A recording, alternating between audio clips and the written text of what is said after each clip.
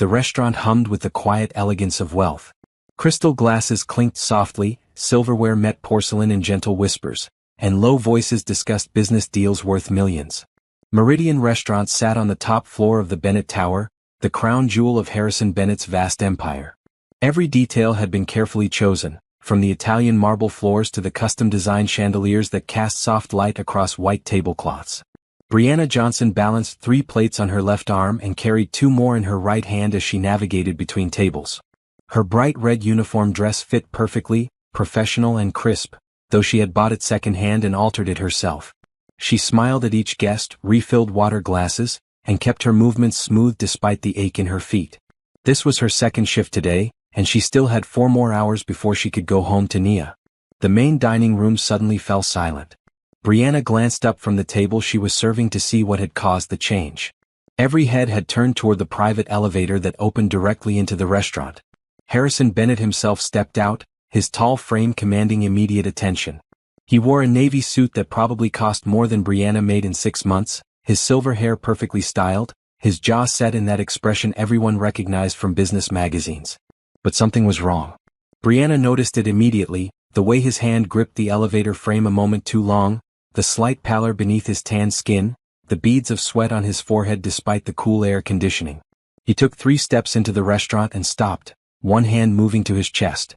The maitre d', a thin man named Gerald, rushed forward. "Mr. Bennett, sir, is everything all right? Would you like your usual table?" Harrison waved him away with his free hand, but the gesture was weak. He took another step and swayed slightly. His breathing had become visible, his chest rising and falling too quickly. Around the room, staff members froze. The other servers stopped mid-pour. The kitchen staff visible through the service window stood motionless. Everyone watched, but no one moved. Harrison Bennett was not a man you approached without permission. He was not a man you questioned. He was certainly not a man you told what to do. Brianna set down her plates carefully on the nearest table and walked toward him. "Miss Johnson," Gerald hissed at her, his eyes wide with warning. "Return to your section." She ignored him. Harrison took another unsteady step, his face now clearly showing distress. His hand clutched his chest tighter, and his other hand reached out as if searching for something to hold onto. "Sir," Brianna said clearly, her voice cutting through the silence. She moved directly into his path, close enough that he had to focus on her face. "Sir, you need to sit down." Harrison's eyes met hers, unfocused and confused. "I'm fine," he said, but his voice was weak. "No, you are not." Brianna took his arm firmly, feeling how he trembled beneath the expensive fabric. "Sir, sit down. Right now." For a moment that stretched too long, he stared at her. No one spoke to him like this. No one gave him orders. The entire restaurant held its breath, waiting to see how the billionaire would react to this server in a red dress who dared to command him. Then his knees buckled. Brianna caught him, or rather, she guided his fall into the nearest chair. He dropped heavily into the seat, his breathing ragged, his face now pale gray. She knelt beside him, keeping one hand on his shoulder. "Someone call 911, she said loudly, not taking her eyes off Harrison. When no one moved, she raised her voice. "Now." Gerald finally pulled out his phone with shaking hands. "Sir, can you hear me?" Brianna asked, leaning closer. "Mr. Bennett?" Harrison nodded weakly, his eyes closing. "No, keep your eyes open," she instructed gently but firmly. "Look at me. That is good. Keep looking at me. Help is coming." She loosened his tie with quick, efficient movements and unbuttoned the top button of his shirt. Someone brought water, and she held the glass to his lips, letting him take small sips. His color was slowly returning, the immediate crisis passing, but his breathing was still too fast. "What hurts?" she asked quietly, aware that half the restaurant was filming this moment on their phones. "Chest," Harrison managed. "Pressure." "Okay. Try to breathe slowly. In through your nose, out through your mouth." She demonstrated, and he tried to follow. "Good. You are doing fine." The paramedics arrived within minutes, rushing in with equipment and questions. Brianna stepped back, giving them space, but Harrison's hand shot out and caught her wrist. "Stay," he said, his voice still weak but his grip surprisingly strong. So she stayed, standing beside him as the paramedics checked his vitals, asked their questions, and prepared him for transport. She held his hand, this powerful man who had built an empire, who made decisions that affected thousands of lives, who now looked vulnerable and frightened in a way that money could never fix. "You probably saved his life," one of the paramedics told her quietly, getting him seated before he fell. If he had hit his head. Brianna just nodded, her throat tight. As they wheeled Harrison toward the elevator, he looked back at her. Your name? Brianna Johnson, sir. Thank you, Brianna Johnson. His eyes held hers for a long moment, and something passed between them, something neither of them could name yet. Then he was gone and the restaurant erupted into noise. Gerald was suddenly beside her, his face torn between anger and relief. The other servers surrounded her, asking questions all at once. Patrons wanted to know what happened. The kitchen staff came out to see her, this woman who had done what none of them dared. Brianna's hands started to shake, the adrenaline finally catching up to her. She had just grabbed Harrison Bennett, spoken to him like he was anyone else, given him orders. She could lose her job. She could be sued. Rich people did not like being touched, being commanded, being treated as anything less than untouchable. But she had seen a human being in distress and she had helped. That was what you did. That was what she taught Nia every day. You help people when they need it, regardless of who they are or how much money they have. Get back to work, everyone, Gerald finally said, clapping his hands. The show is over. Brianna returned to her section on legs that felt unsteady. She picked up the plates she had abandoned and delivered them to the waiting table, apologizing for the delay. The patrons did not care. They wanted to talk about what just happened, about how brave she was, about how Harrison Bennett had looked at her. She just wanted to finish her shift and go home to Nia. But as she worked, refilling glasses and taking orders and clearing plates, Brianna could not shake the feeling that something had changed. The way Harrison had looked at her in those final moments, the way he had asked her to stay, the quiet thank you that held more weight than any tip. Her life was about to change, though she did not know it yet. And it would start with a simple act of kindness from a single mother who dared to tell a billionaire to sit down. What would you have done if you saw someone powerful in distress? Would you have had the courage to help, or would fear have kept you frozen? Leave a comment below with your thoughts, and if this story speaks to your heart, hit that subscribe button so you do not miss what happens next. Sometimes, one moment of bravery changes everything. Brianna's alarm went off at 5 in the morning, the harsh beeping pulling her from a dream she could not remember. She reached out and silenced it, then lay still for a moment, staring at the ceiling of her small bedroom. The apartment was quiet except for the distant sound of traffic from the street below. She had 30 minutes before Nia woke up. Pushing back the thin blanket, Brianna sat up and reached for her phone on the nightstand. 3 missed calls from her mother, 2 text messages from her coworker Tamara asking if she was okay, and 1 notification that her phone bill was due in 3 days. She swiped them all away and opened her banking app instead. $423 in checking. Rent was $850, due in 10 days. She did the math in her head, calculating her expected tips from this week's shifts, the hours she could pick up, the small cushion she might have if nothing unexpected happened. Something unexpected always happened. Brianna stood and pulled on her robe, the soft blue one Nia had picked out for her birthday last year. She walked quietly down the narrow hallway, past Nia's room where she could see her daughter's small form curled under a purple comforter, and into their tiny kitchen. The apartment was not much. 2 bedrooms, 1 bathroom, a kitchen barely big enough for 2 people, and a living room that doubled as a playroom. But it was theirs. The walls were painted a soft yellow that Brianna had chosen because it reminded her of sunshine. Nia's artwork covered the refrigerator, held in place by mismatched magnets. A bookshelf stood against one wall, filled with second-hand books and a few treasured toys. It was home. Brianna started the coffee maker, the gurgling sound familiar and comforting. While it brewed, she pulled out ingredients for breakfast. Eggs, bread, a little cheese. Nothing fancy but nutritious. She had learned to make a little go a long way, to stretch every dollar, to find joy in simple meals shared with her daughter. Mama? Nia's sleepy voice came from the hallway. Morning, baby girl. You are up early. Nia padded into the kitchen, her hair sticking up in all directions, her nightgown printed with stars. At 7 years old, she was all long limbs and bright eyes, curious about everything and afraid of nothing. She looked like her father, which sometimes hurt, but mostly Brianna was grateful because Nia was beautiful. I heard you get up, Nia said, climbing onto one of their 2 kitchen chairs. Can I have the tablet before school? After breakfast. You know the rules. Nia made a face but did not argue. She watched as Brianna cooked, asking questions about the eggs, about why cheese melted, about what Brianna's day would be like. She talked about her upcoming field trip to the Science Museum, about how her friend Aaliyah had lost another tooth, about the book they were reading in class. Brianna listened, responding with the right sounds and questions, but part of her mind was elsewhere. She was thinking about yesterday, about Harrison Bennett's gray face and trembling hands, about how he had looked at her with such gratitude. She was thinking about the job she loved and feared losing, about the rent that never got easier to pay, about the dream she had once had that seemed further away each year. "Mama, you are not listening," Nia said, pouting slightly. "Sorry, baby. What did you say?" "I said Mrs. Patterson wants us to bring $30 for the field trip. It covers the bus and the museum ticket and lunch." Nia's voice was casual, but her eyes were watchful. $30. It might as well have been 300. Brianna kept her face neutral, her smile in place. "When is it?" 2 weeks from Friday." "Okay. We will make sure you can go." "Mama, if we cannot afford it, I understand."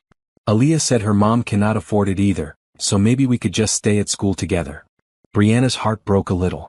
Nia was 7 years old and already trying to make things easier for her mother, already learning to lower her expectations, to accept disappointment before it came. "You are going on that trip," Brianna said firmly. "Do not worry about the money. That is my job. Your job is to be excited and have fun and learn everything you can about science." Nia's face lit up and the worry melted away. "Really? Really?" They finished breakfast together, Nia chattering happily about what she wanted to see at the museum, about how she wanted to be a scientist when she grew up, maybe someone who studied space or animals or how the human body worked. Brianna listened and encouraged every dream, every wild idea, because she wanted Nia to believe anything was possible. After breakfast, Brianna helped Nia get dressed in jeans and a bright green shirt, then braided her hair into 2 neat plaits. They gathered backpacks and lunch boxes, locked the apartment and walked 3 blocks to Nia's school. The morning air was cool and fresh, the sun just starting to warm the streets. Other parents walked with their children, some rushing, some taking their time. Brianna held Nia's hand and tried not to think about the $30, about the rent, about the strange call from her landlord yesterday that she had not returned yet. At the school gate, Nia hugged her tight. "I love you, Mama. I love you more, baby girl. Have a good day. Learn something amazing." "I always do." Brianna watched until Nia disappeared through the school doors, then turned and headed for the bus stop. She had 2 hours before her first shift at Meridian Restaurant started. 2 hours to go home, shower, change, and somehow figure out how to make her life add up. The bus ride was long, crowded with people heading to work. Brianna found a seat near the back and pulled out her phone. She opened her banking app again as if the numbers might have changed in the last hour. They had not. She thought about asking her mother for money, but her mother was barely making ends meet herself, working 2 part-time jobs since her father had passed away 3 years ago. She thought about picking up another job, but she was already working 6 days a week, sometimes double shifts. When would she see Nia? When would she sleep? A text message popped up from Tamara. "Girl, are you famous yet? Everyone is talking about you and Mr. Bennett. How is he? Did you hear anything?" Brianna had not heard anything. She had left work immediately after her shift, desperate to get home to Nia, to hug her daughter and remember what really mattered. She had not thought about checking the news or following up on Harrison Bennett's condition. She typed back, "I do not know. I hope he is okay." Another message appeared. "You are all over social media. People are calling you a hero. Someone posted a video of you helping him and it has like 1 million views." Brianna's stomach dropped. 1 million views. People watching her, judging her, talking about her. She did not want to be famous. She just wanted to work, raise her daughter, and maybe one day have enough money to stop worrying every single month. The bus reached her stop, and Brianna got off, walking the block and a half to her apartment building. It was an old brick structure, for stories, with laundry in the basement and mailboxes that were always being broken into. But the rent was cheaper than most places, and her neighbors were good people who looked out for each other. As she approached the building, she saw Mrs. Chen from apartment 2B struggling with grocery bags. Brianna hurried over and took 2 of the bags without asking. "Oh, thank you, dear," Mrs. Chen said, slightly out of breath. "These old bones are not what they used to be. You should have called me. I could have picked these up for you. You worked too hard already. I can manage." They walked together into the building and up the stairs to the 2nd floor. Brianna carried the bags into Mrs. Chen's apartment, setting them on the small kitchen counter. The apartment was nearly identical to Brianna's but filled with photos of grandchildren and the smell of ginger and garlic. "I saw you on the news," Mrs. Chen said, starting to unpack her groceries. "That man you helped, he is very rich." "I suppose so. You did a good thing. Your daughter must be proud." Brianna smiled. "She does not know yet. I will tell her when she is older. You are a good mother." A good person. Mrs. Chin patted her hand. Good things will come to you. You wait and see. Brianna wished she could believe that. She had been waiting for good things for a long time. But she just smiled, said goodbye, and climbed the stairs to her own apartment on the 3rd floor. Inside, the silence felt heavy. This was the time of day when she usually felt the loneliness most acutely. No Nia chattering, no sounds except the creaking pipes and distant traffic. Just her and the ever-present worry about money, about the future, about whether she was doing enough for her daughter. She showered quickly, letting the hot water ease the tension in her shoulders. Then she dressed in her red uniform, applied minimal makeup, and pulled her hair back into a neat bun. Professional, appropriate, unremarkable. Before leaving, Brianna stood in front of Nia's bedroom door. The room was small but cheerful, walls painted purple at Nia's insistence, posters of planets and animals decorating every available space. The bed was neatly made, stuffed animals arranged just so, books stacked on the nightstand. This was why she worked so hard. This was why she would figure out the $30, the rent, the mounting bills. Because Nia deserved a childhood filled with wonder, with opportunities, with the belief that she could be anything she wanted to be. I will figure it out, Brianna whispered to the empty room. I always do. She grabbed her purse and her keys and headed back out into the city, ready to face another day of serving people who would never know her struggles, who would never understand what it meant to choose between paying the electric bill or buying new shoes for a growing child. But she would smile. She would be kind. She would do her job well. Because that was who Brianna Johnson was, and no amount of hardship could change that.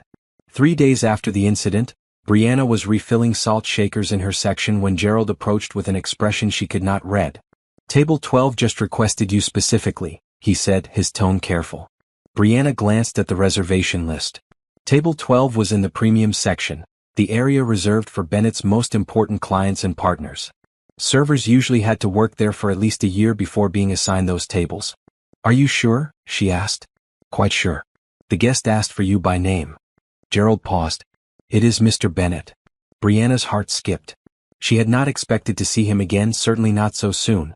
The last image she had of him was being wheeled toward the elevator, pale and weak, his hand reaching for hers. She had assumed he would recover at home, forget about the server who had helped him, and return to his billionaire life without a second thought. He is here now? She asked. He arrived 5 minutes ago. He is waiting for you. Brianna smoothed her red uniform dress, checked her reflection in the polished surface of a serving tray, and took a breath. Then she walked across the restaurant to table 12, aware that every other server was watching her. Harrison Bennett sat alone at the round table near the window, the city spread out behind him like a painting. He looked nothing like the man who had nearly collapsed 3 days ago. His color was healthy, his silver hair perfect, his navy suit impeccable. But when he saw her approaching, his entire face changed, softening in a way she had not expected. Miss Johnson, he said, standing as she reached the table. Thank you for agreeing to serve me. Of course, Mr. Bennett. I am glad to see you looking well. Thanks to you. He gestured to the chair across from him. Would you sit with me for a moment? I promise I will not keep you long from your other tables. Brianna hesitated. Servers did not sit with guests, especially not with the owner of the entire building. But something in his eyes, a genuine warmth that seemed rare and precious, made her nod. She sat, keeping her posture straight and professional. I wanted to thank you properly, Harrison began. What you did 3 days ago, your quick thinking and your courage quite possibly saved my life. The doctors confirmed I was having a cardiac event. If I had fallen, if I had hit my head, the outcome could have been very different. I am just glad you are all right, sir. Please call me Harrison. I cannot do that, Mr. Bennett. You are my employer. A small smile played at his lips. Fair enough. But I can call you Brianna? Yes, sir. He leaned back in his chair, studying her with an intensity that made her slightly uncomfortable. Not in a threatening way, but in the way of someone truly seeing her, not just looking past her as most wealthy patrons did. I did some research, he said. You have been working here for 2 years. You have never called in sick, never been late, and every customer review that mentions you specifically praises your kindness and professionalism. Gerald tells me you are one of his best servers. Brianna was not sure how to respond to that.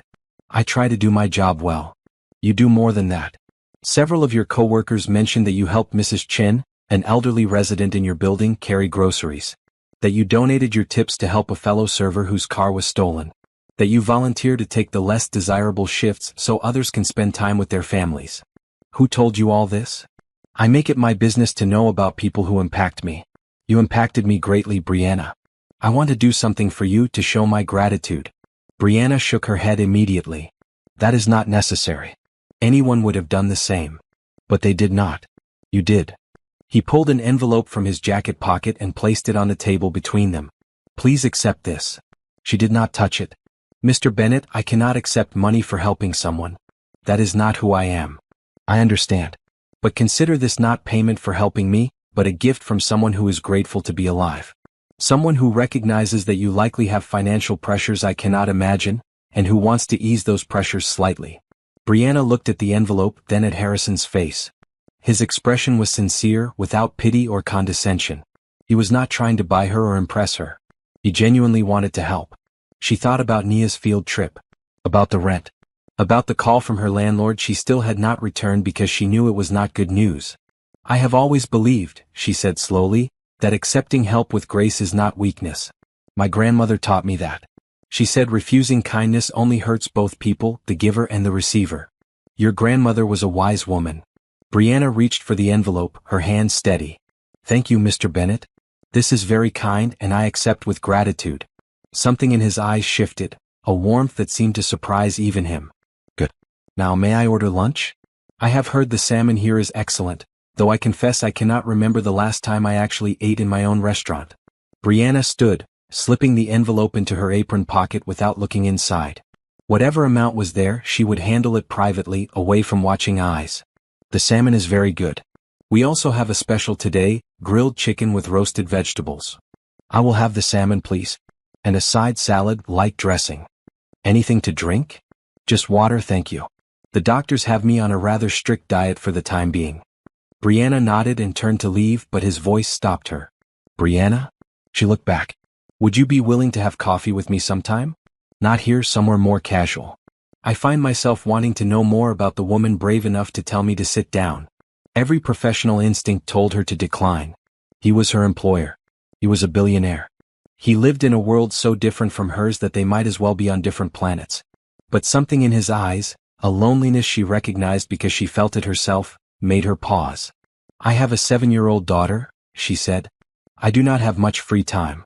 I would be happy to meet whenever works for you. And your daughter would be welcome, of course. Brianna considered this. Nia was an excellent judge of character. Children usually were. If Harrison Bennett had any ulterior motives, any unkindness hidden beneath his polite exterior, Nia would sense it immediately. All right, she said. Coffee would be nice. His smile was genuine, reaching his eyes and transforming his entire face. Thank you. I will not take up much of your time, I promise. I just want to talk. Brianna left to place his order, her mind spinning. What was she doing? This man could buy and sell her entire apartment building without noticing the expense. They had nothing in common except a moment of crisis that brought them together. But as she worked through the rest of her shift, serving other tables and refilling drinks and clearing plates, she kept glancing at table 12. Harrison ate slowly, reading something on his tablet, occasionally looking out at the city view. He did not demand constant attention or snap his fingers for service. He was patient, quiet, almost solitary despite being surrounded by the restaurant's energy. When he finished, she brought the check, though she knew he would not actually pay. He owned the place. Thank you for excellent service, he said, writing something on the receipt before signing it. My assistant will contact you about coffee. Is the phone number on your employee file current? Yes, sir. Good. I look forward to talking with you again, Brianna. After he left, Brianna picked up the receipt. He had left a tip of $500. She stared at the number, her eyes stinging with sudden tears. $500. That was the field trip, part of the rent, groceries for 2 weeks, a cushion against the next emergency. She carefully folded the receipt and put it in her pocket with the envelope. Later, in the employee bathroom, she would open the envelope to find another $5,000 in crisp bills and a handwritten note. For the courage to help a stranger. Use this to make your life a little easier. You deserve every good thing. With deep gratitude, Harrison Bennett.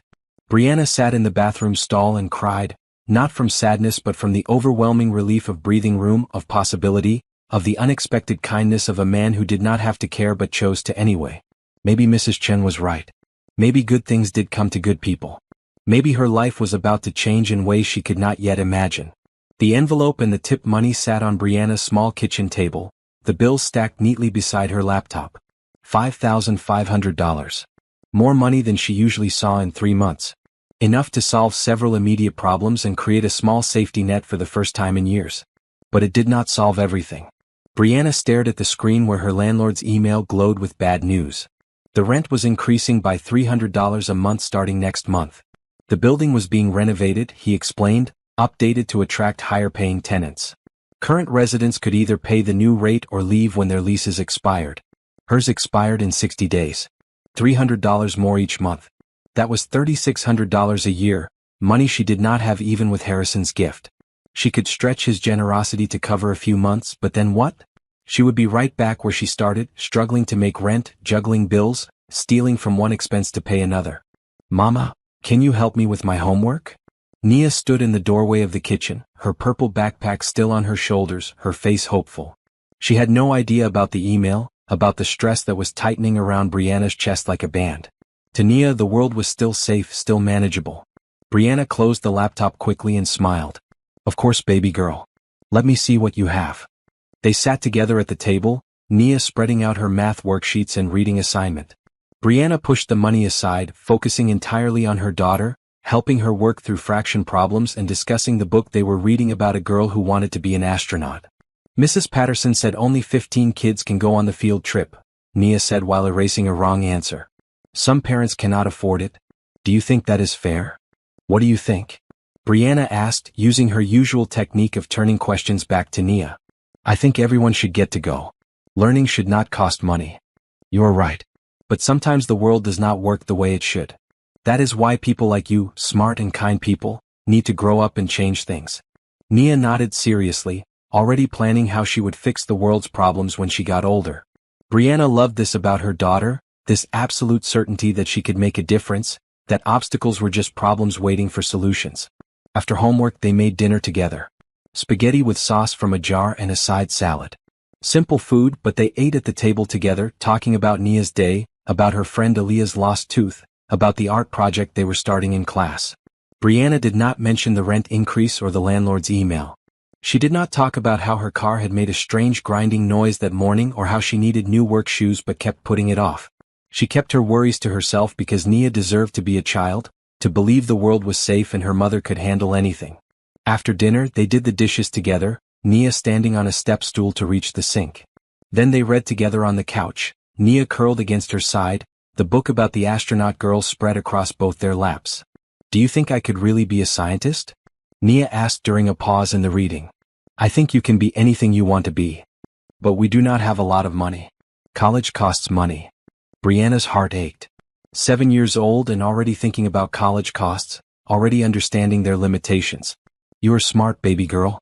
There are scholarships and grants and ways to make it work. By the time you are ready for college, we will figure it out. I promise. Like you figured out the field trip? Exactly like that. Nia smiled and settled deeper into the couch, satisfied with this answer. Brianna continued reading, her voice steady even as her mind raced with calculations and worries and the overwhelming weight of single parenthood. That night, after Nia was asleep, Brianna sat at the kitchen table again with her laptop and a notepad. She made lists, crunched numbers, explored options. She could move to a cheaper apartment, but cheaper usually meant less safe, and she would not compromise Nia's safety. She could take on a third job, but when would she sleep? When would she see her daughter? She could use Harrison's gift to cover the increased rent for several months while she figured out something more permanent. She could save half and use half. She could invest it somehow, though she had no idea how investments worked. Her phone buzzed with a text from Tamara. Working tomorrow? We need to catch up. You have been so quiet since the Harrison Bennett thing. Are you okay? Brianna typed back, I am fine. Yes, working tomorrow. We can talk during break. But she was not fine. She was drowning, had been drowning for years, and every time she thought she might reach the surface, another wave pushed her back down. Harrison's kindness had given her air, a moment to breathe, but it had not changed the fundamental reality of her life. She was a single mother with limited education, working a job that paid barely enough to survive, raising a daughter who deserved so much more than they could afford. She worked hard, lived frugally, made good choices, and still barely scraped by each month. The unfairness of it hit her suddenly, a wave of frustration so intense she had to close her laptop and walk away. She stood in her small living room, looking at the yellow walls she had painted herself, at Nia's artwork and the second-hand furniture and the life she had built through sheer determination. It was a good life. She knew that. They had a roof over their heads, food to eat each other. Many people had far less. But the constant stress, the endless worry, the feeling of running in place while going nowhere, it was exhausting. Brianna walked to Nia's room and stood in the doorway watching her daughter sleep. Nia was curled on her side, her stuffed bear tucked under one arm, her face peaceful. She did not worry about rent or car repairs or field trip costs. She believed her mother would take care of everything. And Brianna would. She always did. She would figure out the rent increase, find a way to make the numbers work, sacrifice whatever needed to be sacrificed. Because that was what mothers did, especially single mothers who had no one else to share the burden. She thought about Harrison's offer to have coffee, about how genuinely he had seemed to care about her life.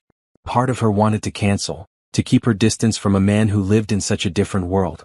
But another part, the lonely part she rarely acknowledged, wanted to see him again. Wanted to talk to someone who looked at her like she mattered, like she was more than just a server or a struggling single mother. Maybe that was selfish. Maybe she should focus entirely on Nia and work and survival. But she was still human, still a woman who remembered what it felt like to be seen, to be valued beyond her usefulness. Brianna returned to the kitchen and opened her banking app. She transferred $2,000 of Harrison's gift into her savings account, money she would not touch except for true emergencies. The rest she would use carefully, stretching it as far as possible, covering the rent increase and the field trip and the new shoes Nia needed. It was not a long-term solution. But it was breathing room, and right now that was enough. Her phone buzzed again, this time an unknown number. A text message appeared. "Good evening, Brianna. This is Catherine, Mr. Bennett's assistant. He asked me to arrange a time for coffee with you. Would this Saturday at 10 a.m. work? There is a cafe called Morningside near your apartment. Please let me know if this is convenient. Catherine." Brianna stared at the message. Saturday at 10 meant she would need to bring Nia, since she could not afford a babysitter and would not ask her mother to watch her daughter for a coffee date. But Harrison had said Nia was welcome. She typed back, "Saturday at 10 a.m. works. I will bring my daughter if that is still okay. Thank you, Brianna." The response came within seconds. "Of course. Mr. Bennett looks forward to meeting you both. Catherine." Brianna set down her phone and took a deep breath. Saturday. 3 days from now. She would have coffee with a billionaire while trying to explain her life, her struggles, her world that was so far removed from his. But maybe, just maybe, something good would come from it. Maybe Harrison Bennett was exactly what he seemed, a kind man who wanted to show gratitude, who saw her as a person worth knowing. Maybe, for once, the universe was offering her something beyond struggle and survival. Maybe she deserved that. Saturday morning arrived with clear skies and a gentle warmth that promised a beautiful day. Brianna woke early as always and spent extra time choosing her outfit. Not the uniform she wore for work, but a simple blue sundress she saved for special occasions. She wanted to look nice but not like she was trying too hard. Nia was excited about meeting Mr. Bennett, though Brianna had been careful not to build it up too much. "He is just a man who wants to say thank you for me helping him when he was sick," she had explained. "We will have coffee, talk for a little while, and then we will go to the park." "But he is rich, right?" Nia had asked. "Like in the movies? Having money does not make someone important, baby girl. Being kind makes someone important." Now they walked together toward Morningside Cafe, Nia wearing her favorite green dress and her hair in 2 puffs with ribbons. She held Brianna's hand and chattered about everything and nothing, her usual stream of consciousness about clouds and birds and what she wanted to learn in science class. The cafe was small and charming, with outdoor seating under a green awning and flowers in window boxes. Harrison was already there, sitting at a corner table, wearing khaki pants and a white button-down shirt, no tie. He looked more relaxed than Brianna had ever seen him, more like a regular person and less like the intimidating billionaire from magazine covers. He stood when he saw them, smiling warmly. "Brianna, thank you for coming. Thank you for inviting us. This is my daughter, Nia." Harrison crouched down to Nia's level, meeting her eyes directly. "Hello, Nia. I'm very pleased to meet you. Your mother is an exceptional person." Nia studied him with the serious expression she used when evaluating new people. "Are you really rich?" "Nia," Brianna said, mortified. But Harrison laughed, a genuine sound that transformed his face. "I suppose I am. Does that matter to you?" "Not really. Mama says being kind matters more." Your mama is very wise. Here, I brought you something. He reached for a bag beside his chair and pulled out a wrapped package. I hope this is okay, he said to Brianna. Catherine helped me pick it out. Nia looked at her mother for permission and Brianna nodded. She unwrapped the package carefully, her eyes widening when she saw the science kit inside. It was the kind Brianna had seen in toy stores and quickly walked past, too expensive even to consider. This is the one I wanted, Nia breathed. With the volcano and the crystals and everything. I thought you might enjoy it, Harrison said. I heard you want to be a scientist. How did you know that? Your mother told me. She is very proud of you. Nia hugged the box to her chest, then, to Brianna's surprise, hugged Harrison quickly before returning to her mother's side. Thank you, Mr. Bennett. This is the best present. You are very welcome. They settled at the table and a server came to take their orders. Coffee for the adults, hot chocolate for Nia, and pastries for everyone. Nia immediately started examining the science kit, reading the instructions with intense focus. She is wonderful, Harrison said quietly, watching Nia. You must be very proud. Every single day. And her father? Brianna had known the question would come eventually. He left when she was 1. I have not seen him since. He sends nothing, helps with nothing. It has been just us for 6 years now. That must be difficult. We manage. Nia does not remember him, so she does not miss him. I tell her that some people are not ready to be parents and that is okay. She has me and I have her and that is enough. Harrison nodded slowly. My wife passed away 4 years ago. Cancer. We did not have children. She wanted to wait until the business was more stable, and then suddenly she was sick and then she was gone. I have regretted that wait every day since. Brianna reached across the table and touched his hand briefly. I am so sorry. Thank you. I tell you this because I understand loneliness. I understand building a life around work because it is easier than facing an empty house. Since she died, I have poured everything into my business, my foundation, my projects. But I forgot to be human. I forgot that connection matters more than success. And almost dying reminded you? You reminded me. The way you looked at me that day, not as Harrison Bennett the billionaire but as a human being who needed help. That changed something in me. They talked easily after that, the conversation flowing naturally despite their different worlds. Harrison asked about Nia's school, about Brianna's work, about her dreams and goals. She found herself opening up in ways she rarely did, talking about her desire to one day own a small business, maybe a bakery or a cafe where she could create community space for people like her, people who worked hard and deserved somewhere beautiful to relax. What stops you? Harrison asked. Money, time, fear. The usual things. Not talent or ability? I do not think so. I know I could do it if circumstances were different. Harrison was quiet for a moment, watching Nia, who was now showing another child at a nearby table her science kit. Brianna, I want to help you. You already have. Your gift was incredibly generous. I want to do more. I want to cover your rent increase so you do not have to move. I want to pay for your car repairs. I want to set up a fund for Nia's education so you never have to worry about her opportunities. I want to help you start your business when you are ready. Brianna felt her chest tighten. Mr. Bennett? Harrison, please. Harrison, I cannot accept all that. It is too much. Why? I have more money than I could spend in 10 lifetimes. Using it to help someone who genuinely deserves it, who would use it to build a better life for herself and her daughter, that is the best use of wealth I can imagine. People will talk. They will say terrible things, make assumptions about why you are helping me. Let them talk. I do not care what strangers think. I care about doing the right thing. He leaned forward, his eyes intense but kind. You saved my life, Brianna. But more than that, you reminded me that kindness exists, that human connection matters. You gave me something I did not know I was missing. Please let me give you something in return, not as payment but as one human being helping another. Brianna looked at Nia, who was laughing at something the other child had said, her whole face bright with joy. She thought about the rent increase, about the grinding sound her car made, about the scholarship applications she would need to fill out someday for colleges she could not afford. She thought about her dream of owning her own business, of building something meaningful, of giving Nia a life where money was not a constant source of stress. She thought about her grandmother's words. Accepting help with grace is not weakness. I want to pay you back, she said finally. Maybe not now but someday. When I have my business, when I am stable, I want to help someone else the way you are helping me. Harrison smiled. That is exactly what I hoped you would say. Help is not a loan to be repaid. It is a gift to be passed forward. You help the next person who needs it, and that will be payment enough. Brianna felt tears sting her eyes. This feels like a dream. Like I will wake up and none of this will be real. It is real. And you deserve every bit of it. Harrison pulled out his phone and opened an app. Catherine has already arranged everything. Your landlord has been paid 6 months in advance at the new rate. Your car is being repaired today at the Bennett Tower garage. I have set up an education fund for Nia that will cover university and beyond. When you are ready to start your business, my legal team will help you with all the paperwork and planning. I do not know what to say. Say yes. Say thank you. And then let yourself believe that good things can happen to good people. Brianna nodded, unable to speak past the lump in her throat. She had spent so many years just surviving, just pushing through each day, that she had forgotten what it felt like to hope for more. But sitting here with Harrison, watching Nia play with her science kit, feeling the weight of constant worry lift slightly from her shoulders, she allowed herself to believe.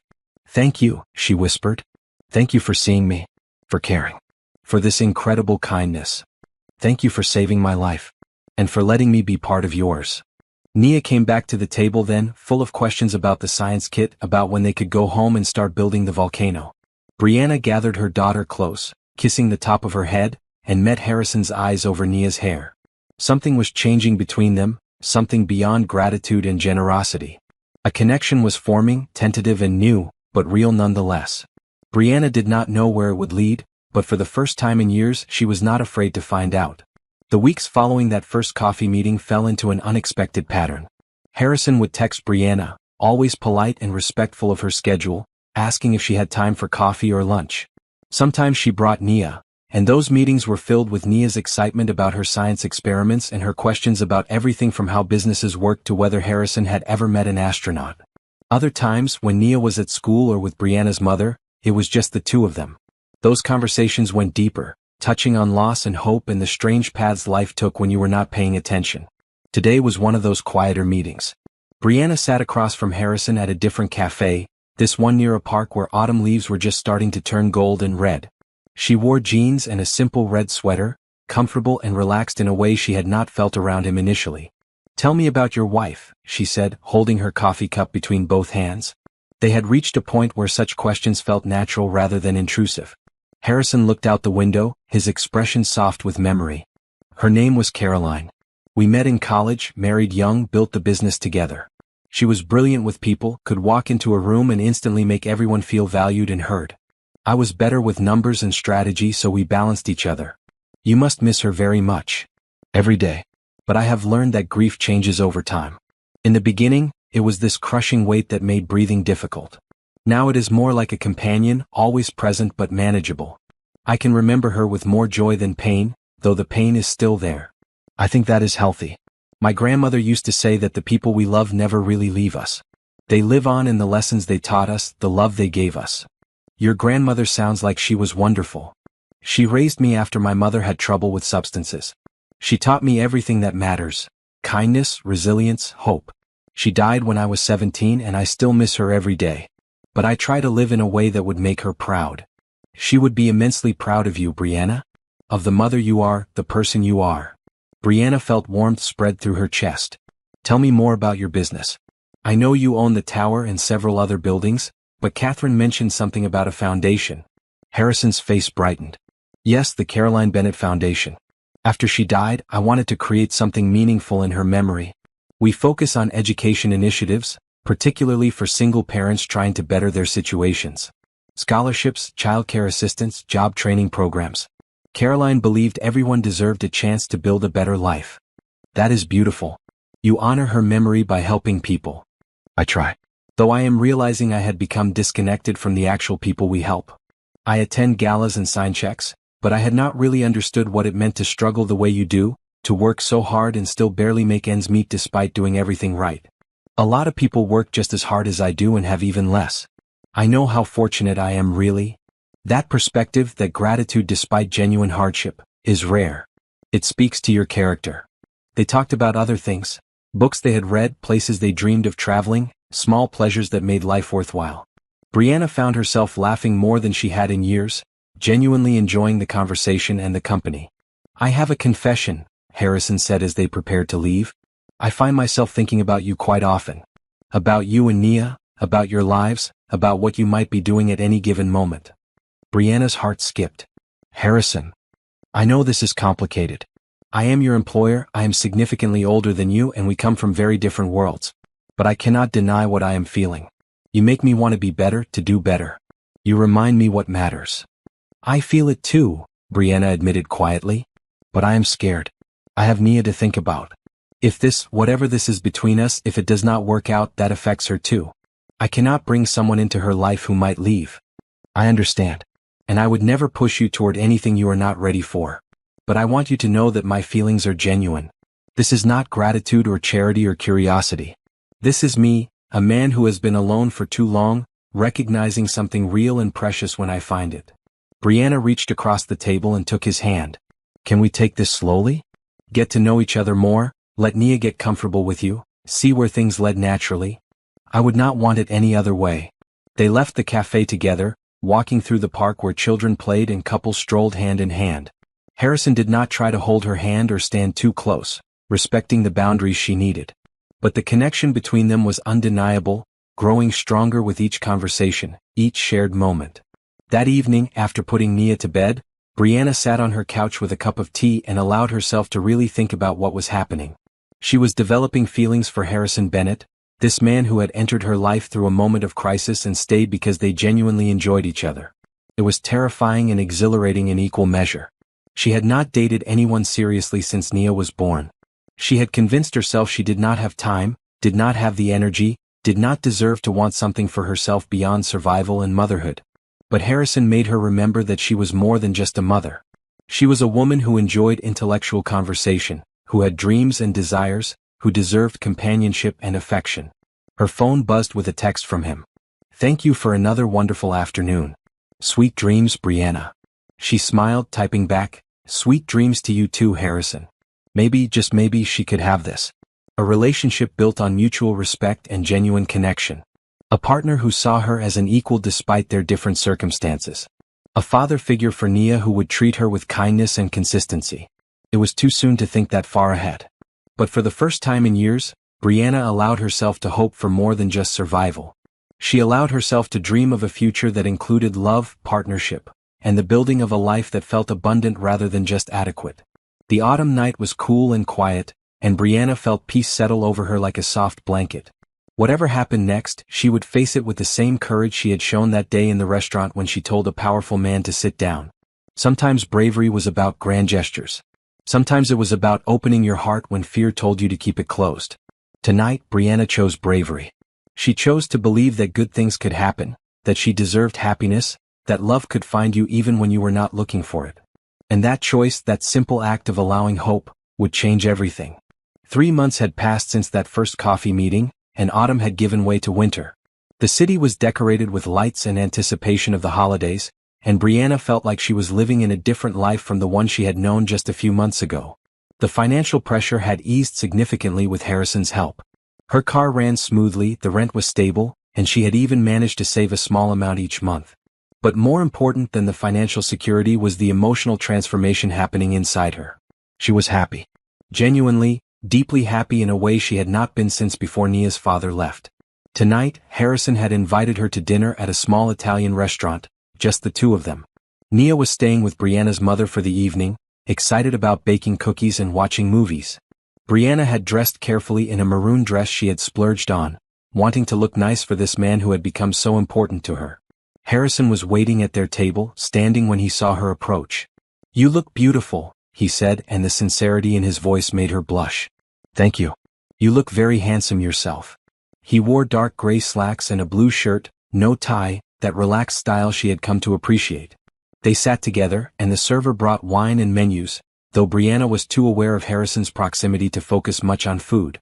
"I have been thinking," Harrison began after they had ordered, "about us, about what we are building together. I want to be completely honest with you about my feelings." Brianna's heart raced. "Okay. I am falling in love with you, Brianna. I know it is fast, I know it is complicated, but I cannot deny what I feel. You have brought light back into my life. You and Nia, you have given me a reason to wake up excited about the day, to want to be better, to remember what truly matters." Tears pricked her eyes. "I feel the same way. But Harrison, I am scared. Love has not been kind to me in the past. I know. And I cannot promise that I will be perfect or that we will not face challenges. But I can promise that I will show up every day. I will be there for you and for Nia. I will respect you, support you, and do everything in my power to build a life that makes you both happy. What about the age difference? The wealth difference? What will people say? People will always talk. But their opinions do not matter. What matters is how we feel, how we treat each other, whether we build something real and lasting. I've spent too much of my life caring what others think. I will not let that stop me from pursuing genuine happiness. Brianna reached for his hand across the table. I love you too, Harrison. I've been afraid to say it, afraid to believe it, but it is true. You have shown me what a true partner looks like, what it means to be valued and respected. You have been wonderful to Nia, patient with my fears, generous with your time and attention. She is an extraordinary child. You have done an amazing job raising her. I want her to have a father figure, someone stable and kind. Someone who will be there not just when it is convenient but always. Can you be that person? I already am that person. I love that little girl almost as much as I love you. Watching her excitement over science experiments, hearing her theories about the universe, seeing the way she looks at the world with such optimism and curiosity, it brings me joy I did not know I could feel again. They ate dinner slowly, talking about their hopes for the future. Harrison shared his dream of scaling back his business involvement to focus more on the foundation and on building a life with Brianna and Nia. Brianna talked about her desire to start her bakery in a year or two, once Nia was a bit older and settled. I want to support that dream, Harrison said. Not by doing it for you but by being there beside you. Helping you plan, encouraging you when it gets hard, celebrating every victory. That means more to me than you know. I do not want someone to rescue me. I want a partner, an equal, someone who believes in my ability to build my own success. That is exactly what you will have. After dinner, they walked through the city streets, the holiday lights casting a warm glow on the sidewalks. Harrison took her hand and Brianna leaned into his side, feeling safe and cherished in a way that still surprised her. When Caroline died, Harrison said quietly, I thought I would never feel this way again. I thought my chance at love, at family, at building a life with someone had passed. But you proved me wrong. You showed me that second chances exist, that it is never too late to choose happiness. You did the same for me. After Nia's father left, I built walls around my heart. I told myself I did not need anyone, that I could handle everything alone. But handling things and truly living are different. You taught me that. They stopped under a streetlight and Harrison turned to face her fully. Brianna Johnson, I want a future with you. I want to wake up beside you, raise Nia together, build something beautiful and lasting. I know we have only known each other a few months, but I have never been more certain of anything. I want that too. All of it. He kissed her then, soft and gentle, a promise sealed in the winter night. Brianna felt something shift inside her, the final wall crumbling, allowing herself to fully believe in this love, this second chance at happiness. When they finally pulled apart, both were smiling. I should get home to Nia, Brianna said reluctantly. I know. Can I pick you both up tomorrow? I thought we could go ice skating, have lunch, maybe look at lights. That sounds perfect. Harrison walked her to her car, kissing her goodly once more before she drove away. The streets were quiet and Brianna felt like she was floating, her heart so full it might burst. She picked up Nia from her mother's house, listening to her daughter's excited chatter about the cookies they had made and the movie they had watched. As they drove home together, Nia grew quiet, studying her mother in the rearview mirror. Mama, are you happy? She asked. Yes, baby girl. I'm very happy. Is it because of Mr. Bennett? Brianna pulled into their parking spot and turned to face her daughter. Partly. But mostly I am happy because I have you and we have each other, and now we have someone who cares about us very much. Do you love him? I do. Does that scare you? Nia thought about this seriously. No. He is nice. He listens when I talk about science. He makes you smile more. I think he should be part of our family. Brianna unbuckled her seatbelt and pulled Nia close, holding her tight. You are the wisest 7-year-old I know. I know, Nia said matter-of-factly, and they both laughed. That night, after tucking Nia into bed, Brianna stood at her window looking out at the city lights. Her life had transformed in ways she never could have imagined. She had found love, stability, hope for the future. But more than that, she had found herself again, remembered that she was more than just a survivor. She was a woman deserving of love. A mother building a beautiful life for her daughter. A person who had the courage to save a stranger and the wisdom to accept help when it was offered. And now, standing on the edge of a new chapter, Brianna was ready for whatever came next. Because she was not facing it alone anymore. She had Harrison, she had Nia, and she had herself. That was more than enough. That was everything. The happiness Brianna had found was not fragile, exactly, but it was new enough that when trouble came, she felt the old familiar fear grip her chest. It was a Tuesday afternoon, and she was working the lunch shift at Meridian when Gerald approached her with an uncomfortable expression. "There is a man asking for you at the host's stand," he said quietly. "He says he is Nia's father." Brianna felt the blood drain from her face. "What?" "I did not let him into the dining room, but he is insistent. He said he needs to speak with you urgently." Brianna's hands shook as she set down the water pitcher she was holding. She had not seen Keith Johnson in 6 years, not since he had packed his bags and walked out on their 1-year-old daughter without a backward glance. No phone calls, no child support, no acknowledgement that he had a child at all. "Tell him to wait. I will be there in 5 minutes." She finished delivering drinks to her current table, forcing her smile to remain in place despite the panic racing through her mind. What did he want? Why now, after all this time? At the host's stand, Keith stood looking uncomfortable in jeans and a wrinkled shirt. He had gained weight since she last saw him, his face fuller, his hairline receding. He looked older than his 32 years. "Brianna," he said when he saw her. "You look good. What do you want, Keith? Can we talk somewhere private?" "No. You can say whatever you need to say right here, right now. I am working." He glanced around at the elegant lobby, clearly intimidated by the surroundings. "I heard you were dating some rich guy. Harrison Bennett." Her blood ran cold. "How did you hear that?" "It is all over social media. People post pictures of you two together. I saw you and Nia with him at the park." His expression turned ugly. "You did all right for yourself, did you not?" "I worked hard to build a life for my daughter. You have no right to comment on anything I do." "Our daughter," he corrected. "And I have every right. I am her father. You were never her father. Fathers do not abandon their children. You have not seen Nia in 6 years. You have not called, not sent money, not even sent a birthday card. You have no claim to her." Keith's jaw tightened. "I was young and stupid. I made mistakes. But I am ready to be in her life now. I want to see my daughter." "Absolutely not. You cannot keep her from me. I have rights. Rights you abandoned when you walked out on us." Keith stepped closer, his voice dropping to a threatening tone. "I can make trouble for you, Brianna. I can file for custody. I can take you to court. Or you could make this easy and give me what I really want." There was the real reason he had come. "Money. $50,000 and I will sign away all parental rights. You can have your perfect little life with your billionaire. I will disappear permanently. But if you do not pay, I will fight for custody." And judges love sob stories about fathers who want to reconnect with their kids. Brianna felt sick. "You would use Nia like that? Your own daughter?" "I need money, Brianna. I have debts. This is the easiest way to clear them. Get out. Get out right now before I call security." "You have 1 week to think about it," Keith said, backing toward the door. 1 week or I file paperwork. And trust me, I will tell every judge how you kept me from my daughter, how you moved on with some rich man while I struggled." He left, and Brianna stood frozen in the lobby, her whole body trembling. This could not be happening. Not now, not when things were finally good, when she and Nia and Harrison were building something real. She made it through the rest of her shift on autopilot, her mind racing with fear and scenarios. Keith had no real case, she told herself. He had abandoned them. No court would give him custody. But the legal fees alone could bankrupt her, and even if she won, the stress and uncertainty would be unbearable.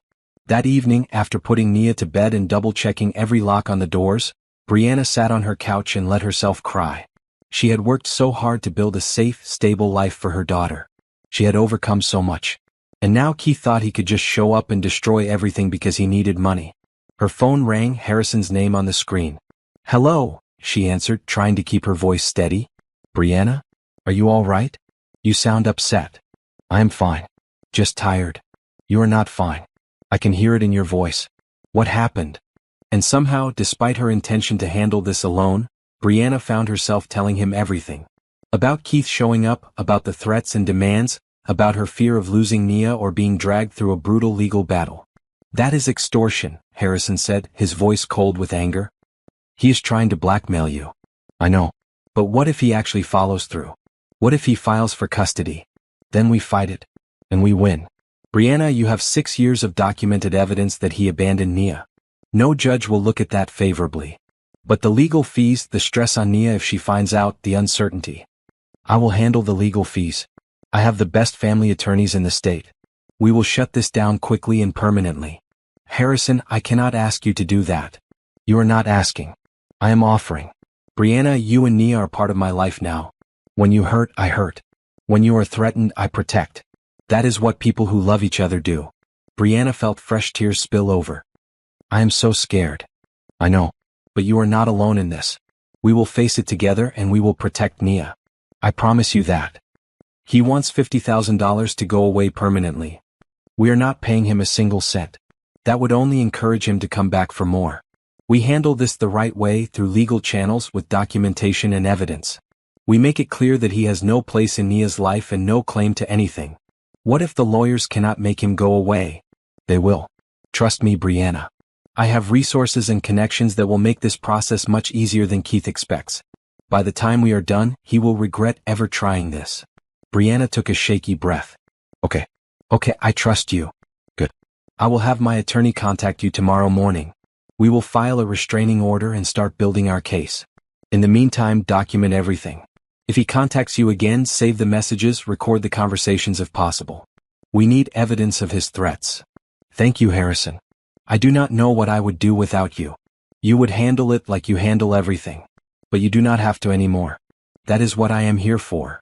After they hung up, Brianna felt marginally better. Still scared, still angry, but no longer alone. Harrison was right. They would face this together and they would protect Nia from Keith's manipulation. She walked to Nia's room and watched her daughter sleep, so peaceful and innocent, completely unaware of the threat looming over their lives. Brianna made a silent promise that Nia would never know about this, never have to deal with a father who only saw her as a means to extract money. Whatever it took, however long it took, Brianna would keep her daughter safe. And with Harrison beside her, she believed they could face anything. Would you fight for your child no matter the cost? Would you trust someone new to help you through a crisis? Subscribe so you do not miss how Brianna protects her daughter and faces down the man who abandoned them both. Sometimes the people we choose become family and family fights together. The legal meeting took place in a sleek conference room at Harrison's lawyer's office. The walls were lined with law books and a large window overlooked the city. Brianna sat between Harrison and attorney Patricia Rodriguez, a sharp woman in her 50s who had come highly recommended. Walk me through everything again, Patricia said, her pen poised over a legal pad. From the beginning. Brianna recounted her relationship with Keith, their brief marriage, Nia's birth, and his departure. She pulled out the folder she had prepared with every document she had. The divorce decree where Keith had signed away all claims to custody, the proof of 0 child support payments, the absence of any contact or communication for 6 years. This is excellent documentation, Patricia said. The fact that he legally relinquished his parental rights during the divorce makes his current threats baseless. He cannot file for custody when he already signed those rights away. But he said he could fight it, Brianna said, her voice small. He can try.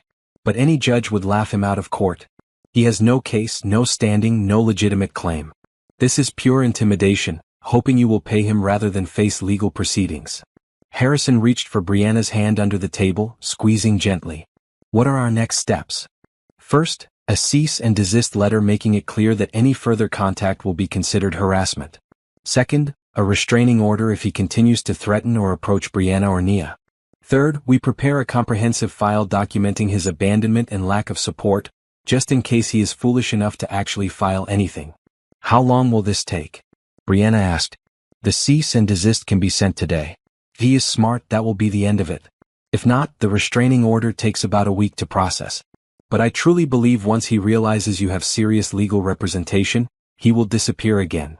The meeting continued for another hour, Patricia methodically going through every detail, preparing for every possible scenario. By the end, Brianna felt more confident. Keith had been counting on her being too scared or too poor to fight back. He had not counted on Harrison and the full force of high-powered legal support. As they left the office, Harrison's phone rang. He glanced at the screen and frowned. It is my security team. I asked them to keep an eye out for Keith, make sure he does not approach your apartment or Nia's school. He answered, listened, then his expression darkened. Where? Understood. Hold him there. We are on our way. What happened? Brianna asked, her heart racing. Keith tried to approach Nia's school. My security team intercepted him. He is being held in the school office with the principal and police. They drove quickly to the school, Brianna's hands clenched in her lap. How dare he go near Nia's school? How dare he try to get close to her daughter? At the school, they were directed to the principal's office where Keith sat in a chair, flanked by 2 security guards and a police officer. Principal Thompson, a woman Brianna had always appreciated for her kindness and professionalism, stood near her desk looking concerned. "Miss Johnson," she said. "Mr. Johnson here claimed to be Nia's father and said he was here to pick her up for an appointment. Our records show him as having no custody or pickup authorization, so we detained him." "Thank you," Brianna said. "He has no rights to Nia whatsoever." Keith looked smaller somehow, cornered and angry. "I just wanted to see my daughter." "You wanted to scare me," Brianna corrected. "You wanted to show me you could get close to her, that I should pay you. I do not know what you are talking about." The police officer stepped forward. "Mr. Johnson, attempting to access a child without custody rights or guardian permission is a serious matter. Combined with the report your attorney filed this morning about threats and extortion, you are looking at potential charges." Keith's face went pale. "I did not threaten anyone." "You demanded $50,000 in exchange for not filing false custody claims," Harrison said coldly. "That is textbook extortion. And now you attempted to access a child you have no legal right to see. You have made a series of very poor choices. I am her father." "No," Brianna said firmly. "You are a man who donated DNA. A father shows up. A father loves his child. A father does not use his daughter as a bargaining chip for money. You are not a father.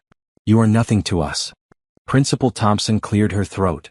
"I am adding Mr. Johnson to our permanent no-access list. He will not be allowed on school grounds for any reason. If he tries to approach again, we will call the police immediately." The officer nodded. "Mr. Johnson, you are going to come with me. We have some questions about the extortion allegations." As they led Keith away, he shot one last venomous look at Brianna. "You will regret this." "The only thing I regret," Brianna said quietly, "is ever believing you were capable of being a decent person." After Keith was gone, Brianna nearly collapsed, the adrenaline leaving her system in a rush. Harrison caught her, supporting her weight, guiding her to a chair. "It is over," he said softly. "He is done. What if he comes back?" "He will not. The restraining order will be filed today. The police have documented his attempt to access Nia without authorization. Patricia will make sure he understands that any further contact will result in criminal charges. He made a play and it backfired spectacularly. He is not coming back." Principal Thompson brought water and waited until Brianna's breathing steadied. "Is there anything else the school can do to ensure Nia's safety?" "You have already done so much," Brianna said. "Thank you for protecting her. That is our job. But if you need anything at all, please let us know." Harrison drove Brianna home, neither of them speaking much. The relief was overwhelming, but so was the exhaustion. Brianna felt wrung out, emotionally drained, but also strangely empowered. She had faced Keith. She had stood up to him. And with Harrison's support, she had protected her daughter. "I need to tell you something," Harrison said as they sat in his car outside her apartment building. "Watching you today, seeing your strength and your fierce love for Nia, I fell in love with you all over again. You are the strongest person I know." Brianna leaned her head on his shoulder. "I did not feel strong. I felt terrified. Strength is not the absence of fear. It is moving forward despite the fear. You did that. You protected Nia, you stood up to someone who tried to manipulate you, and you did not back down. I could not have done it without you. But you would have found a way. That is who you are." That evening, when Brianna picked Nia up from after-school care, she held her daughter a little tighter, grateful beyond words that Nia remained innocent and protected. She did not tell her about Keith, about the threats, about how close danger had come. There was time enough for difficult conversations when Nia was older. For now, Brianna just held her daughter close and whispered, "I love you more than anything in this world." "I love you too, Mama. Can Mr. Bennett come over for dinner?" "Maybe tomorrow. Tonight it is just us." They made grilled cheese sandwiches together and watched a movie cuddled on the couch. Simple, ordinary, perfect. This was what mattered. Not Keith's threats or money or fear. Just this, mother and daughter, safe and happy, building a life filled with love. Later that night, after Nia was asleep, Brianna received a text from Patricia. Restraining order approved. Cease and desist sent and acknowledged.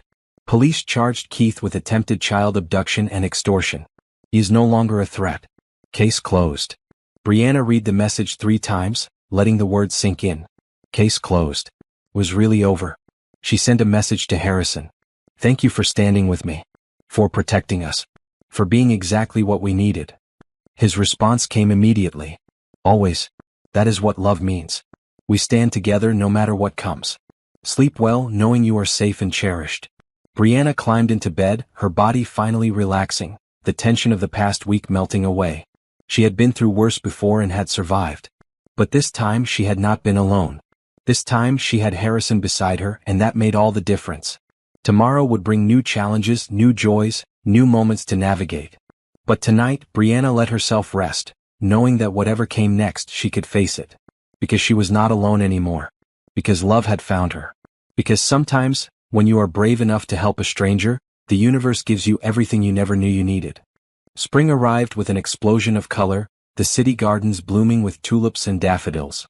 6 months had passed since Keith's failed attempt at extortion, and he had disappeared from their lives completely, just as Patricia had predicted. The legal fees had been handled, the restraining order was permanent, and Brianna could finally breathe without that constant fear. Her life had transformed in ways she was still adjusting to. The stress of constant financial pressure had eased significantly. She had been able to pay down debts, build actual savings, and start preliminary planning for her bakery dream. But more than the financial stability, she had found something she had not thought possible. A partner who truly saw her, valued her, and wanted to build a life together. Today, Harrison had asked her and Nia to meet him at the Botanical Gardens, a sprawling space on the edge of the city that Nia loved for its butterfly house and science exhibits. They arrived to find him waiting by the entrance, holding a basket and wearing casual clothes. Jeans and a green pullover that made him look younger and more relaxed. A picnic, Nia exclaimed, running to him. Are we having a picnic? We are indeed, Harrison said, catching her in a hug. I thought we could have lunch in the rose garden. How does that sound? Perfect. They walked together through the gardens, Nia running ahead to look at flowers and calling back to share her discoveries. Harrison took Brianna's hand, intertwining their fingers, and she felt the familiar warmth of his presence. You seem nervous, she observed. Do I? A little. Is everything okay? Everything is perfect. Better than perfect. He squeezed her hand. I just have something important I want to discuss with you both. Brianna's heart skipped, but she did not push. They found a spot in the rose garden, a quiet corner surrounded by blooms in every shade of pink and red and yellow. Harrison spread out a blanket and unpacked sandwiches, fruit, and cookies from the basket. Nia settled in immediately, chattering about the science fair at school and her project on plant biology. Harrison listened attentively, asking questions and offering encouragement. Brianna watched them together, her heart full. This was what she had always wanted for Nia. A father figure who genuinely cared, who showed up consistently, who treated her daughter with respect and affection.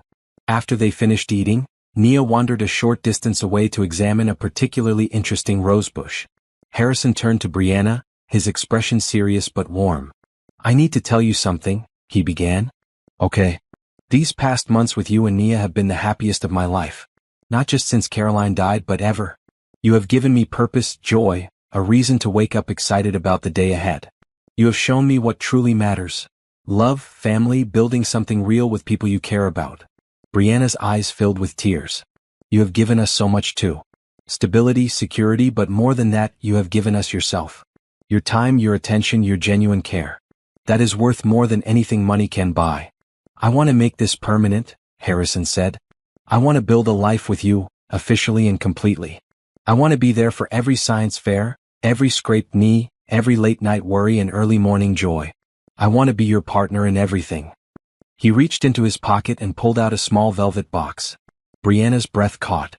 Brianna Johnson, you saved my life in more ways than one. You showed me that second chances exist, that love can find you when you least expect it, that building a family is about choice and commitment, not just biology. You are the strongest, kindest, most remarkable woman I have ever known. He opened the box to reveal a ring, simple and elegant, a single diamond set in platinum. Will you marry me? Will you let me be your husband and Nia's father? Will you build a forever with me? Tears streamed down Brianna's face. Yes. Yes, absolutely yes. Harrison stood and pulled her into his arms, kissing her deeply while holding her close. When they finally pulled apart, both were crying and laughing at the same time. Mama? Nia's voice called from nearby. What is happening?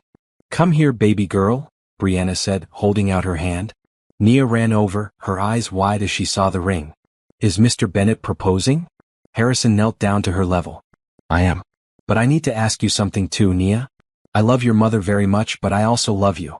If she says yes to marrying me, that means I become part of your family officially. I will be your dad if you will have me. I will show up for you, protect you, support you in everything you do. What do you think? Is that okay with you? Nia looked between her mother and Harrison, processing this with the seriousness she applied to everything important. Will you always be there? Always. I promise. Will you help me with science projects? Every single one. Will you love Mama and not leave like the other one did? Harrison's voice was thick with emotion. I will love your Mama forever. And I will never leave. That is a promise I will keep for the rest of my life. Nia studied him for another moment, then nodded decisively. Okay, you can be my dad. Harrison pulled her into a tight hug and Brianna joined them, the three of them holding each other in the rose garden while spring bloomed around them. This was it, Brianna thought. This was the family she had dreamed of, the life she had worked so hard to build. Not perfect, but real and loving and full of possibility. Later that evening, after celebrating with dinner at Nia's favorite restaurant and calling Brianna's mother with the news, they returned to Brianna's apartment. Nia was still chattering excitedly about the wedding and whether she could be a junior bridesmaid. Of course you can, Harrison assured her. You are the most important person at the wedding besides your mother. After putting Nia to bed, Brianna and Harrison sat together on the couch, her hand resting in his, the ring catching the light. I want to do this right, Harrison said. I do not want to rush or pressure you. We can have a long engagement if you want, take time to plan, make sure Nia adjusts smoothly. I do not need time, Brianna said. I have never been more certain of anything. You are it for me, Harrison. You are my second chance, my answered prayer, my proof that good things come to people who keep hoping. You are all that and more for me. He kissed her forehead. I have been thinking about logistics. I do not want you to give up this apartment if you are not ready. We can keep it as a safety net, or we can move slowly, spend more time at my house but keep this as home base until it feels right to fully combine households. That is very thoughtful. But Harrison, I trust you completely. If Nia and I moved in with you tomorrow, I would feel safe and happy. That is how much you have proven yourself. Still, there is no rush. We do this at your pace, whatever makes you most comfortable. They talked late into the night, planning their future with excitement and joy. A summer wedding, small and intimate, just close friends and family. Combining their households gradually so Nia could adjust. Supporting Brianna's bakery plans with Harrison as a silent partner, there to help but not to take over. Building a life that honored both their pasts while creating something entirely new. As Brianna finally fell asleep that night, her hands still clasped in Harrison's, she thought about how much had changed since that day in the restaurant. She had been tired, stressed, struggling just to survive. She had seen a man in distress and had acted without thinking about consequences. That single moment of kindness had transformed her entire life. It had brought her love, security, partnership, and hope. It had given Nia a father who would show up and stay. It had proven that sometimes, the universe rewards bravery, that helping others comes back to you in unexpected ways. Brianna had always taught Nia that kindness mattered most. Now she had living proof that those words were true. She had built a life based on compassion, hard work, and the courage to help others. And in return she had received everything she had ever dreamed of and more. The wedding took place 3 months later in the same botanical gardens where Harrison had proposed. Brianna wore a simple white dress that made her feel beautiful, and Nia wore purple, her favorite color, as the junior bridesmaid. It was a small ceremony, just a few dozen people, but it was perfect. As Brianna walked down the aisle toward Harrison, she saw her mother crying happy tears, saw Nia beaming with excitement, saw Harrison's face light up with love and joy. This was her family now, chosen and beloved, built on a foundation of mutual respect and genuine affection. They said their vows in the rose garden, promising to love and support each other, to build a life together, to be partners in every sense of the word. When Harrison kissed her, sealing their marriage, Brianna felt complete in a way she had not known was possible. The reception was joyful and relaxed, filled with laughter and dancing and celebration. Nia gave a speech about how Mr. Bennett, who was now just Dad, had become her favorite person because he always listened and never got tired of her questions. He makes Mama smile, Nia said seriously, and that is the most important thing. Because when Mama is happy, everyone is happy. Brianna and Harrison had their first dance to a slow song, holding each other close while their friends and family watched with warm smiles. I love you, Harrison whispered in her ear. I love you too. Thank you for choosing us, for seeing us, for being exactly what we needed. Thank you for saving my life and then making it worth living. They moved together in perfect rhythm, two people who had found each other against all odds, who had built something beautiful from a moment of crisis, who proved that love could bloom in the most unexpected places. As the evening wound down and guests began to leave, Brianna stood with Harrison and Nia, her daughter asleep against Harrison's shoulder. They watched the sun set over the gardens, painting the sky in shades of orange and pink. This is just the beginning, Harrison said softly. I know. And I cannot wait to see what comes next. Because Brianna Johnson had learned that bravery came in many forms. Sometimes it was telling a powerful man to sit down when he needed help. Sometimes it was accepting help when you desperately needed it. Sometimes it was opening your heart to love even when fear told you to protect yourself. And sometimes, bravery was simply believing that you deserved happiness, that good things could come to good people, that the universe had better plans than you could imagine. Brianna had been brave in all those ways. And in return, she had received a beautiful life, a loving husband, security for her daughter, and the promise of all the tomorrows to come. The restaurant server who had dared to help a stranger had become a wife, a partner, and proof that kindness was never wasted. That when you led with love and hope, when you treated people with compassion regardless of their status or wealth, the world had a way of giving back. As they walked toward their car, Nia stirring sleepily, Harrison took Brianna's hand. Ready to go home, Mrs. Bennett? Brianna smiled, the name still new and wonderful. More than ready. Let's go home. And they did, together as a family, stepping into a future bright with possibility and built on the strongest foundation of all. Love that chose to stay, kindness that transformed lives, and the courage to believe in second chances. The end.